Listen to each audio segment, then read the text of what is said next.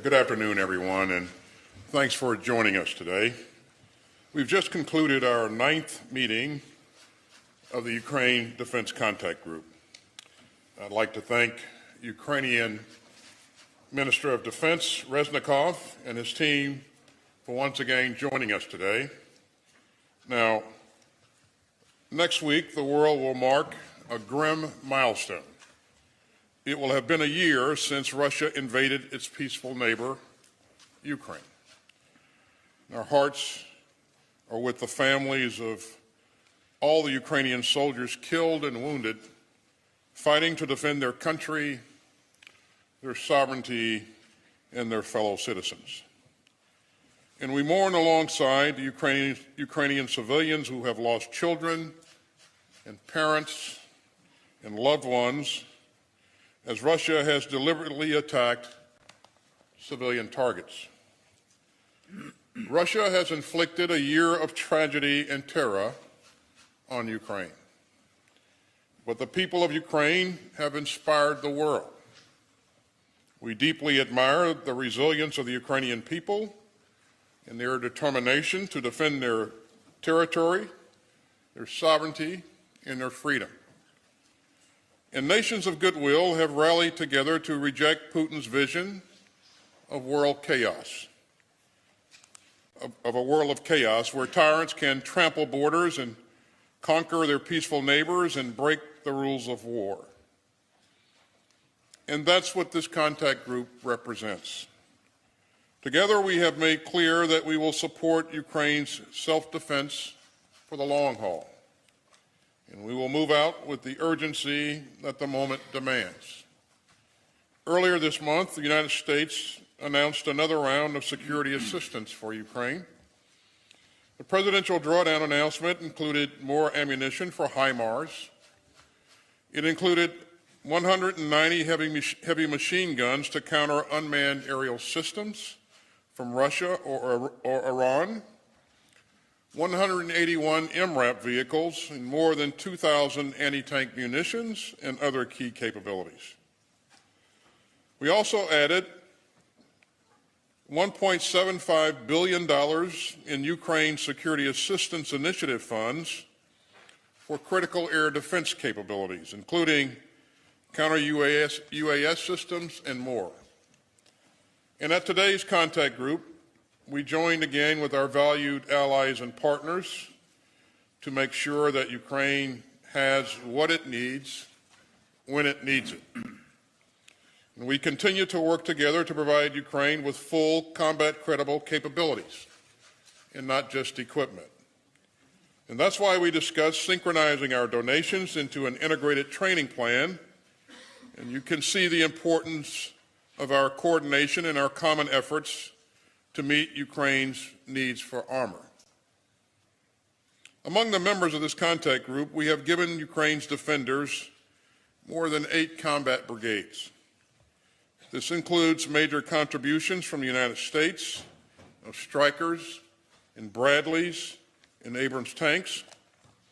It includes the UK's donation of Challenger tanks and the contribution of Senator armored personnel carriers that Canada announced last month. It also includes the refurbished T-72 tanks that the United States, the Netherlands, and the Czech Republic are in the process of delivering, as well as Poland's latest donation of T-72s. And it includes the important steps from Germany, Poland, Canada, Portugal, Spain, Norway, Denmark, and the Netherlands on Leopard battle tanks. Now, we also heard today about significant new air defense donations. That includes Italy and France, which jointly announced that they will provide Ukraine with the SAMP-T air defense system. And France also announced that it will work with Australia to ramp up 155mm ammunition production to support Ukraine.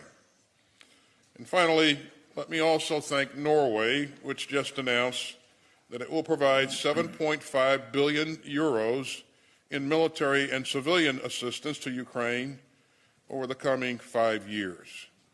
And that's a very significant commitment. Now, all of these capabilities will continue to be important for Ukraine's success on the battlefield. But as I said last month in Ramstein, this isn't about one single capability. It's about delivering all the capabilities that we promised. It's about integrating all of these systems together. It's about working with the Ukrainians to help them fight for their freedom. Now, we also had an important discussion today on our ongoing work on accountability. It's a priority for me and my contact group colleagues to ensure that our donations continue to be used as intended and that we move proactively to prevent arms proliferation. And we will keep working with our Ukrainian partners to ensure that all of the equipment that we're providing continues to reach the brave troops on the front lines. Now, a year ago, Putin assumed that Ukraine was an easy target. Putin assumed that Kyiv would easily fall. And Putin assumed that the world would stand by. But the Kremlin was wrong on every count. Over the past year, Ukraine's soldiers have fought valiantly for their country. Ukraine's people have shown deep courage in the face of Russian cruelty, and countries of goodwill have rallied to defend an open order of rules and rights. Together, we seek a world where disputes are resolved peacefully, where sovereignty is respected, where borders are honored, and where civilians are protected. Those are the values of this contact group. We stand united in our support for Ukraine's fight for freedom, and we will stand together, united and resolute, for as long as it takes. And with that, let me turn it over to General Milley. Thank you, Secretary Austin, and thank you for your leadership leading this ninth successive contact group. This is an incredible level of effort by many, many countries. And it wouldn't be happening without the leadership of Secretary Austin. Good afternoon to everyone, and let me start by giving my condolences to the people of Turkey and Syria with the tragic loss of life and suffering that has occurred because of the recent earthquake. Also suffering are the Ukrainian people. We are approaching the one-year anniversary of Russia's illegal invasion of a sovereign nation, the sovereign nation of Ukraine. And I want to thank the ministers of defense and the chiefs of defense that were here today, representing 54 countries that continue to participate in this group. The actions of those leaders over the last year have contributed substantially with real effect on the battlefield, and they collectively have demonstrated unwavering commitment to the defense of Ukraine.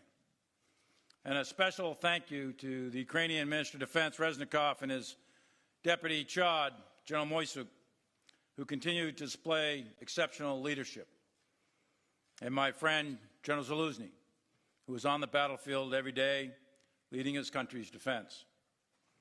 10 days from now is the one-year anniversary when Russia brutally, illegally, and in a completely unprovoked way invaded the sovereign nation of Ukraine. As the Secretary just pointed out, Putin thought he could defeat Ukraine quickly, fracture the NATO alliance, and act with impunity. He was wrong. Ukraine remains free. They remain independent.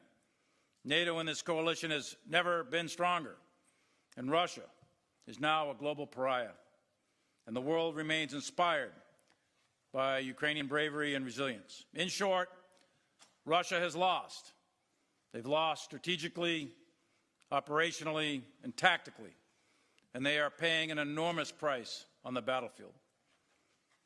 But until Putin ends his war of choice, the international community will continue to support Ukraine with the equipment and capabilities it needs to defend itself. Through this group, we are collectively supporting Ukraine's ability to defend its territory, protect its citizens, and liberate their occupied areas. In the face of a barbaric Russian invasion, Ukrainians remain resilient. The nation of Ukraine is united for one single purpose: to expel the Russian forces from their territory and to defend themselves. For Ukraine, this is not a war of aggression, it is a war of defense. For Russia, it is a war of aggression. The Russian military has paid tremendous costs in their war of aggression, and now they have resorted to sending conscripts and prisoners to imminent death. In recent months, the group who gathered here today pledged to provide significant quantities of battlefield capabilities: tanks, air defense, and munitions. 11 countries have pledged tanks, 22 have pledged infantry fighting vehicles, 16 pledged artillery and munitions, and 9 more pledged air defense artillery. The group is focused on delivering the capabilities committed and efficiently providing the training, the spare parts, the sustainment logistics necessary for the full employment of these systems. Training, maintaining, and sustaining Ukraine's remains key for Ukraine to prevail. Throughout this war, Ukraine has showed incredible resourcefulness in how they integrate varied capabilities to adapt to the changing dynamics of this battlefield. Ukrainians have combined unbreakable will with innovative tactics and empowered their leaders to liberate their own country. Russia, on contrast, is waging a very costly war of attrition, while Ukraine is effectively leveraging their asymmetric advantages in order to defend itself. And the most important asymmetric advantage they have is courage, resilience, and tactical skill. This war is extremely dynamic, and Ukraine today is fighting while training and evolving for future operations. Ukraine will integrate recent commitments of armored vehicles, infantry fighting vehicles, and tanks with fires to achieve the effect of synchronized ground maneuver. While Russia has waged this war for far too long, they will not outlast the Ukrainian people, nor the group of allies and partners that met today. The purpose for the United States and allies, as said by our political leadership, is very simple. It's to uphold the rules-based international order, an order that rejects the idea that big, strong, powerful nations can attack other smaller countries, that borders shall not change just by the use of aggressive military force. This is the very underlying founding principle of the United Nations at the end of World War II. Ukraine does not stand alone. 54 countries met today to ensure that Ukraine can defend itself and the principles that guide international conduct, and those principles will be upheld. We will remain a unified coalition. We will continue to uphold the values of sovereignty and freedom, and we will continue to support Ukraine. Thank you, and I welcome your questions. Tara Kopp, AP. Secretary Austin, you said earlier this is a crucial moment for Ukraine and that the allies need to get air defenses and munitions into Ukraine now. What are you seeing from Russia that makes this moment different? And the NATO Secretary General has already warned that Ukraine is burning through munitions faster than a rate that the allies can supply it. Will you at some point need to ask Ukraine to do more with less? And then for Chairman Milley, did one of the missiles fired at the Lake Huron object miss? And if so, what happened to that missile? And if so, does that change your risk calculus for shooting down objects over U.S. soil? Are you starting to develop alternatives if and when you detect the next object? So in terms of where we are, thanks, Tara. In terms of where we are in the fight, what we've seen over the last several months is a contested battlefield. We see a lot of activity in the Bakhmut area, which is where Russia is focusing most of its effort. We see Russia introducing a number of new troops to the battlefield.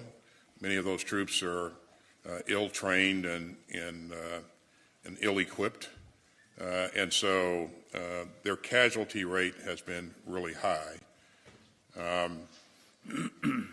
What Ukraine wants to do in the, at the first possible moment is to establish or create momentum and establish conditions on the battlefield that continue to be in its favor. And so we expect to see them conduct an offensive sometime in the spring. And because of that, all of the partners in the Ukraine Defense Contact Group have been working hard to ensure that they have the armored capability, the fires, the sustainment to be able to be effective in creating the effects on the battlefield that they want to create. And so we believe that there will be a window of opportunity for them to exercise initiative and then change or continue to create the right conditions on the battlefield there. In terms of munitions, this has been a tough fight throughout, and Ukraine has been at this for a year, and so they have used a lot of artillery ammunition. We're going to do everything we can, working with our international partners, to ensure that we give them as much ammunition as quickly as possible, and that we'll do everything we can to sustain our efforts there as well. We are working with the Ukrainian soldiers in various places throughout Europe to emphasize additional training on maneuver, so that as they place more emphasis on maneuver and shaping the battlefield with fires and then maneuvering, there's a good chance that they'll require less artillery munitions, but that's left to be seen. So we're going to do everything we can to make sure that they have what they need to be successful, and that's what we continue to emphasize here in the Ukraine Defense Contact Group, and we think the training will pay additional dividends as well. So Tara, on the balloon shot, yes, first shot missed on the fourth balloon. So we're talking about the balloon that was downed over Lake Huron. The first balloon, the Chinese spy balloon that went down over the Atlantic on the South Carolina coast, that shot hit. The second one over Alaska, on the north coast of Alaska, that one hit. The third one that landed in the Yukon, that one hit. On the fourth one over Lake Huron, first shot missed, second shot hit. So the most important thing for the American military is to protect the American people. So we evaluate the risk. We evaluate the risk of the balloons themselves. Are they a kinetic threat or not? Yes, no. Are they an intelligence threat? Are they a threat to civil aviation? All those things we go through very, very carefully. We determine what the debris field is likely to be with one of these platforms landing on the Earth's surface or in the water. So we go to great lengths to make sure that the airspace is clear and the backdrop is clear out to the max effective range of the missile. And in this case, the missile landed harmlessly in the water of Lake Huron. We tracked it all the way down, and we made sure that the airspace was clear of any commercial or civilian or recreational traffic. We do the same thing for the maritime space. So we're very, very deliberate in our planning. NORTHCOM does that along with the pilots themselves. So we're very, very careful to make sure that those shots are in fact safe. And that's the guidance from the President. Shoot it down, but make sure we minimize collateral damage and we preserve the safety of the American people. And just a quick clarifier, are you confirming that the other three objects were also balloons like the first one? I'll just use the word object. That's what everyone's using. We'll see. We don't have them recovered yet, as you know. Number 2, 3, and 4 not recovered yet. Number 1, we are recovering and getting a lot of stuff off that, but 2, 3, and 4 not yet recovered. They're in very difficult terrain. The second one off the coast of Alaska is that's up in some really, really difficult terrain in the Arctic Circle with very, very low temperatures in the minus 40s. The second one is in the Canadian Rockies in Yukon. Very difficult to get that one. And the third one is in Lake Huron at probably a couple hundred feet depth. So we'll get them eventually, but it's going to take some time to recover those. Okay, let's go to Dimitro Ukrform. Thank you for your floor. National News Agency of Ukraine, Dmytro Shkurko. To Mr. Secretary, was the question of the plane supplies, I mean combat jet supplies to Ukraine, was discussed or not? And what kind of security circumstances should be created inside Ukraine to deploy a new type of aircrafts of such kind? Does it mean that that is possible after the integrated air defense system is created? And to General Milley, if I may, what is your risk assessment for supply routes of the delivery of Western equipment and ammunition to Ukraine, and how it could be made more secure? Thank you. So on the issue of aircraft, I don't have any announcements to make on aircraft today. We're going to continue to work with Ukraine to address Ukraine's most pressing needs. Again, they're contemplating an offensive in the spring, and that's just weeks away. And so we have a lot to get done. So if you think about the numbers of systems that we're bringing together, Bradleys, Strykers, Martyrs, CB-90s, 113s, artillery, and the list goes on and on. It's a monumental task to bring all those systems together, get the troops trained on those platforms, and make sure we have sustainment for all of those systems, and get those systems into the fight. So that's really the focus of our conversation today. So, Dmytro, lines of communication in warfare and combat are always subject to enemy attack. No different here.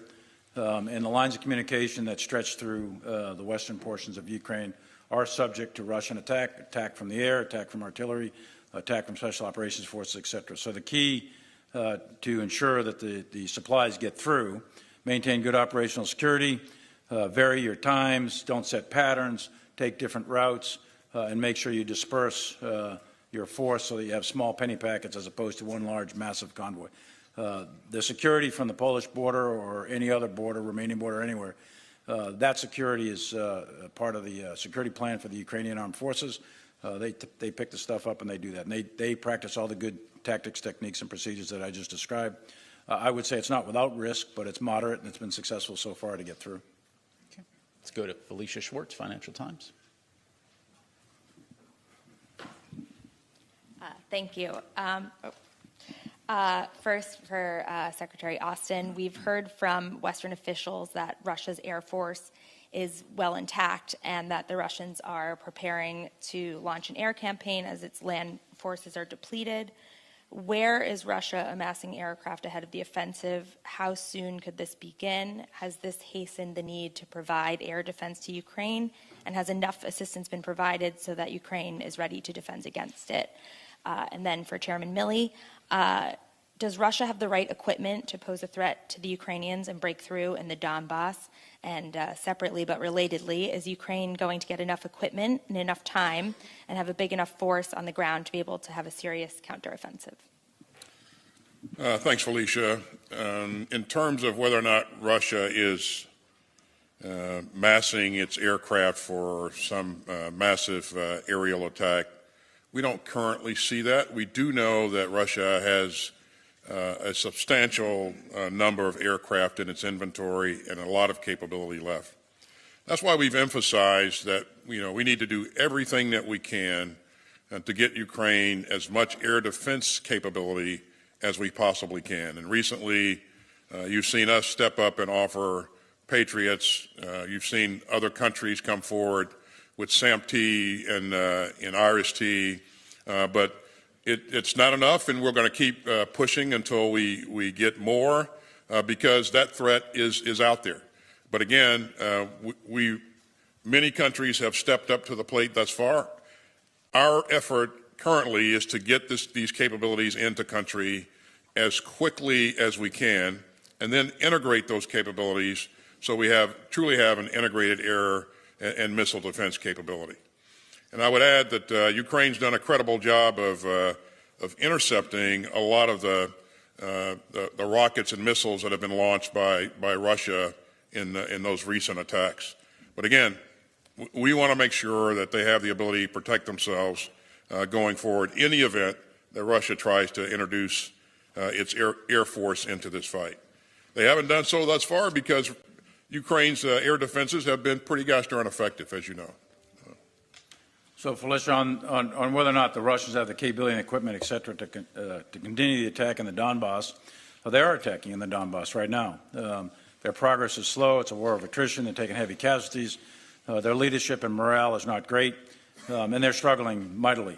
However, they do have numbers, and as you know, President Putin did a call-up of several 100,000, and those folks have been arriving on the battlefield. So they do have numbers, and whether or not they're successful in pressing the fight, that remains to be seen. But that fight has been going on, and it's a slow, grinding battle of attrition in that general area. For the Ukrainians, I don't want to project forward what the Ukrainians may or may not do. As you know from this particular conference here, we are plussing them up with a significant amount of capabilities with ground maneuver, artillery, etc. What they do with that, that'll be up to the Ukrainians in the coming weeks and months. We have time for one more. Let's go to Marcus Price, ARD Television. Thank you very much. One question to Secretary Austin about the stance of the U.S. when it comes to delivery of fighter jets. And President Biden said no to the delivery of F-16, also earlier in the conflict when Poland offered to deliver MiG-29 via Ramstein to Ukraine.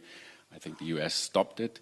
Has this position evolved? Do you encourage countries to do so if they want to, or do you assess the risk is too high? So what is the U.S. position on other countries delivering fighter jets? And to Chairman Milley, the Russian offensive we're seeing, what do you see so far? Is this very serious? Is it different than what we saw in the past? And do you have any intelligence whether we are going to see another attempt of the Russian forces to capture Kiev? Thank you. Thanks, Marcus. For the record, with respect to any kind of aircraft being provided by Poland, the United States never stopped Poland from providing anything.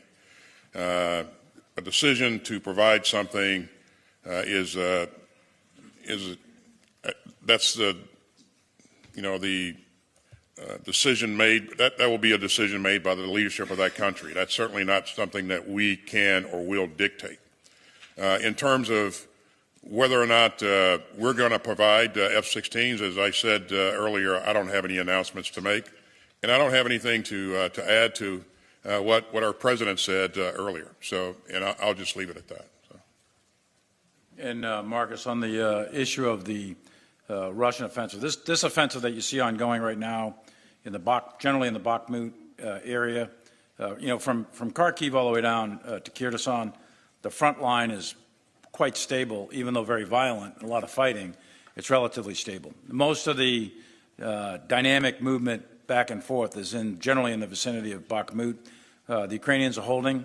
They're fighting the defense. The Russians, primarily the Wagner Group, are attacking. But there's what I would describe it as is a really a very significant grinding battle of attrition with very high casualties, especially on the Russian side. There's no fancy arts of maneuver going on here. This is frontal attacks, wave attacks, lots of artillery with extremely high levels of casualties in that particular area.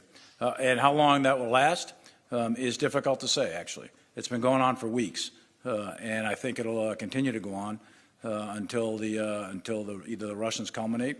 I don't think the Ukrainians will just collapse or fold. I think they're going to continue to fight. So that's a battle that we're paying attention to very, very closely and making sure that the Ukrainians have the capability to continue to defend. As far as Kyiv, I'm not going to go into what intelligence we have or don't have. I would just say that right now there's always a potential threat. There's clearly air threats, missile attack threats. Kyiv is the capital, and that was a significant objective early in the war. So I would never discount Russian capabilities to attack Kyiv, but right now we're not seeing any significant indicators and warnings. Ladies and gentlemen, that is all the time we have available today. This concludes our press briefing.